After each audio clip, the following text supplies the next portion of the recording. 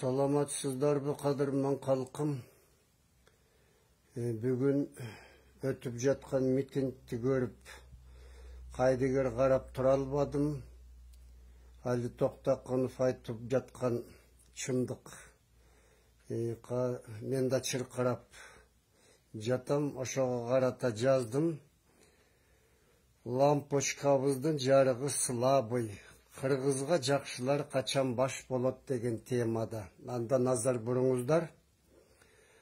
Айтканын аткарганында адамдын адамдык баркы. Садырдын мурунку айткандары бүгүнкүсүнө келүүдө карама каршы. Убакыт узарган сайын көбөйүүдө соороткон калпы.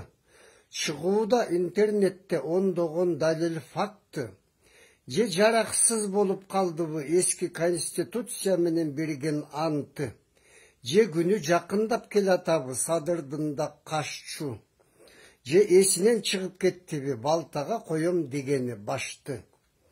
Лампочка калды күйбөй, жарыгы элге тийбей. Эл журтум жаңылдыкпы адашып дагы билбей. Ажыдаарга айландыбы 6 миллион элди көзгө илбей.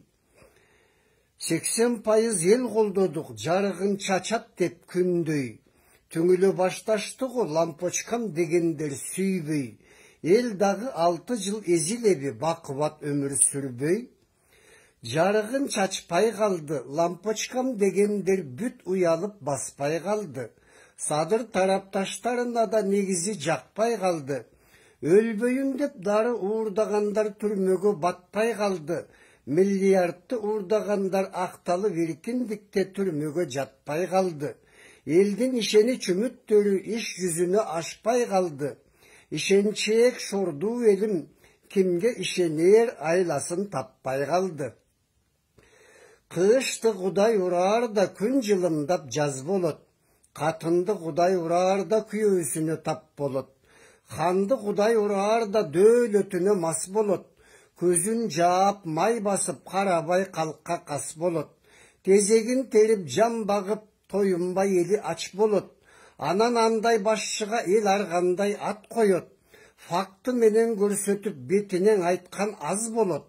Хан чычаласа чындыкка чырылдатып каматат, чындыктын оозу жап болот. Биздин шордуу кыргызга деги жакшылар качан баш болот. Элин этият болбосок, уурулар өтө куу, митайым сак болот. Бөлүшүп коюңуздар. Эми дагы бир 3 ай 4 ай чыдайлы, эми дагы толук кандуу кызматына кирише албай жатат деп эле жатат. Ким билет, эми күдөрдү дагы үзбөй турайлы. Бирок ушу элдин ушу айтып жаткан ойлорун ушу Садыр Жакшынакай эсинен чыгарбаса экен деген тилек. Рахмат көңүл бурганыңыздарга.